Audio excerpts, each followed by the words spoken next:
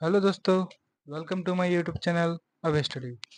तो दोस्तों, आज हम लोग अ, आज हम लोग कुछ विधि है उन सबों के बारे में जानेंगे। तो जैसे कि हम लोगों ने पिछले वीडियो में एक्सरसाइज 3.2 का जो है टोटली ख़त्म कर लिया था, समाप्त कर लिया था। यदि आपने पिछले वीडियो मेरा नहीं देखा तो जाके देख सकते हैं।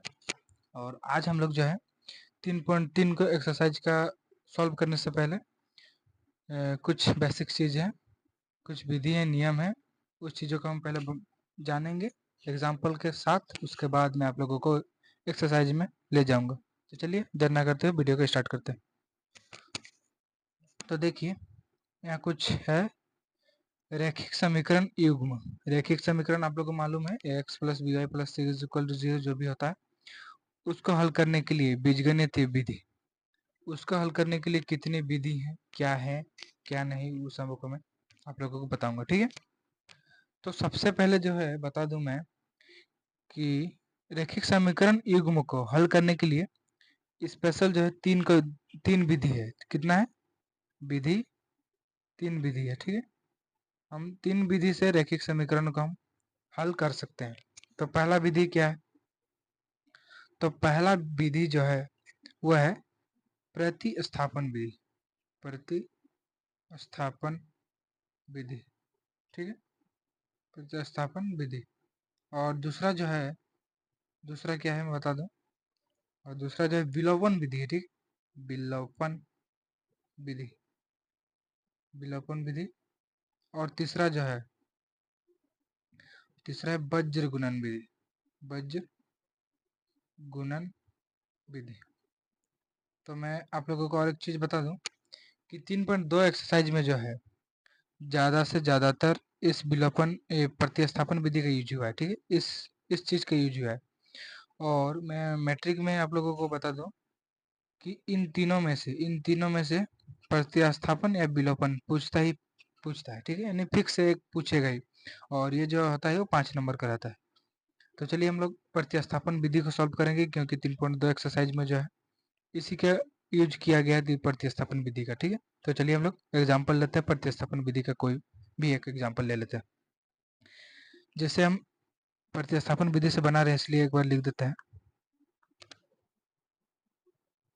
प्रतिस्थापन विधि।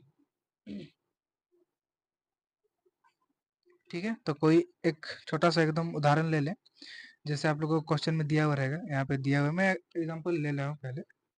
जैसे मैंने ले लिया x minus Y is equal to 4, इसको हम समीकरण एक मानते हैं। और दूसरा समीकरण क्या होगा?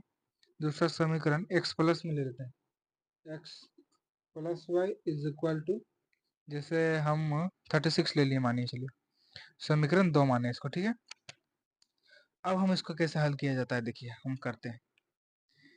आप लोगों को ऐसा दो चीज दिया हुआ रहेगा, दो समीकरण दिया हुआ रहेगा। उसके बाद आप लोगों का अब स्टेप वन में क्या करना है? स्टेप वन में, ठीक है, आप लोगों को कोई भी एक समीकरण ले लेना है, चाहे दो लीजिए या फिर एक लीजिए, कोई भी ले लीजिए। जैसे मैं एक ले लेता हूँ समीकरण, समीकरण लिख देना है समीकरण एक से। यदि आप एक समीकरण ले रहे तो एक से लिख दीजिएगा, दो ले रहे हैं तो दो से लिख दीजिएगा। ले लिए समीकरण एक, ले लिए तो हम लिख देते हैं x minus Y is equal to 4, लिख दिए। अब इसको क्या करें? अब इसको हम अलग तरफ भेजते हैं, y को एक साइड करते हैं। ठीक है, तो x is equal to 4, Y इधर आके क्या आ जाएगा? प्लस वाई हो जाएगा। तो ये हो जाएगा तीसरा समीकरण। हम लोग यहाँ पहले तीसरा समीकरण निकाल लिए तीसरा समीकरण। स्टेप वन में अब क्या किया हम देखिए, पहला स्टेप में तो दो समीकरण दिया हुआ था। इस स्टेप में हम लोग क्या किए कि तीसरा समीकरण निकाले। उसके बाद क्या करना है देखिए, उसके बाद कुछ नहीं, आप लोग यहाँ पे देखिए समीकरण एक लिए थे, ये चीज देखिए समीकरण एक से हम लोग यहाँ पे लिए हैं।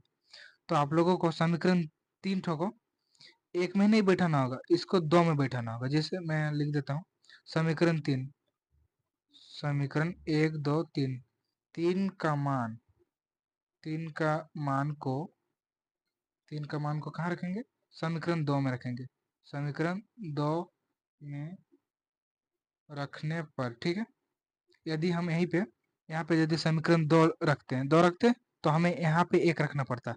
अभी यदि हम 1 रखें इसलिए यहाँ पे 2 रखना पड़ता है। यानी आप यहाँ ध्यान दीजिए, आप यहाँ जिस समीकरण को लीजिएगा, यहाँ पे आप लोगों को उस समीकरण को नहीं लेना है, जो बचता है उस समीकरण को लेना होगा, ठीक है। जैसे मैंने ले लिया समीकरण 3 का मान को जो है समीकरण 2 में हम लोग बैठाएंगे, उसके बाद हम लोग x और y का मान यहाँ से निकाल सकते हैं। तो देखिए हम लोग निकाल लेते हैं।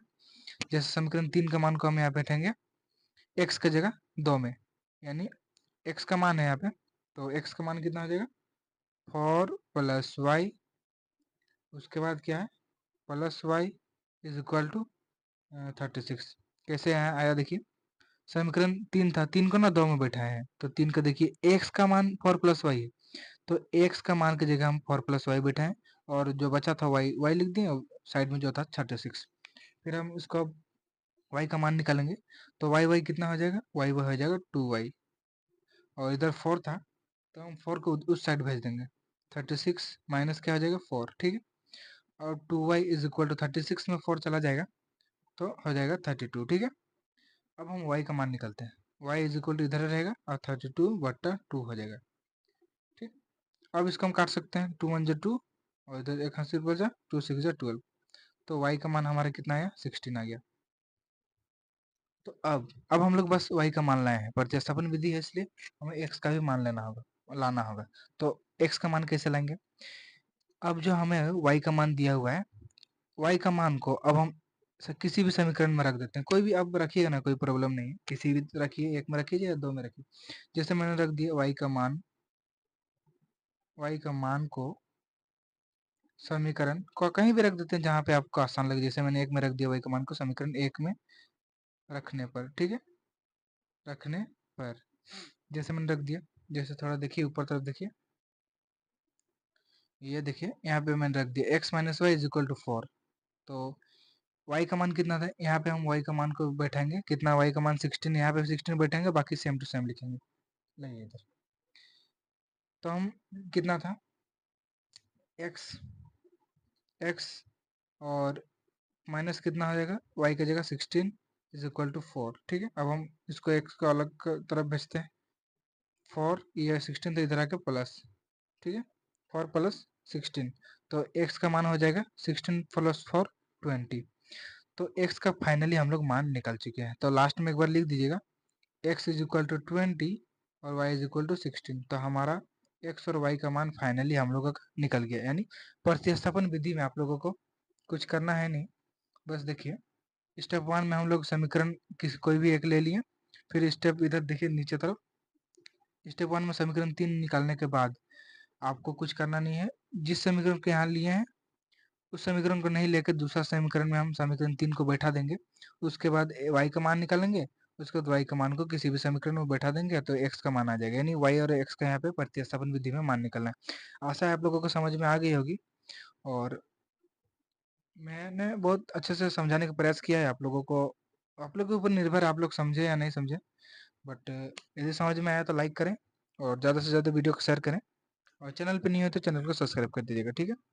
तो आज हम लोग प्रतिस्थापन विधि का पहला एक एग्जाम्पल के साथ देख लिए, और नेक्स्ट वीडियो में हम डायरेक्ट जो है एक्सरसाइज 3.2 में चले जाएंगे, 3.3 में, क्योंकि उसमें प्रतिस्थापन विधि पूरा दिया हुआ है, ठीक है। तो प्रतिस्थापन विधि का ही यूज करके हम लोग वहाँ पे सॉल्व करेंगे क्वेश्चन को। तो आशा है आप लोगों को आज की वीडियो जो है बहुत अच्छे से समझ में आ गई, बहुत अच्छे तरीके से फुल एंड फाइनल हो गया होगा। तो दोस्तों वीडियो को ज़्यादा से ज़्यादा शेयर कीजिए और लाइक कीजिए। तो मिलते हैं नेक्स्ट वीडियो पे, तब तक के लिए बाय बाय, थैंक यू।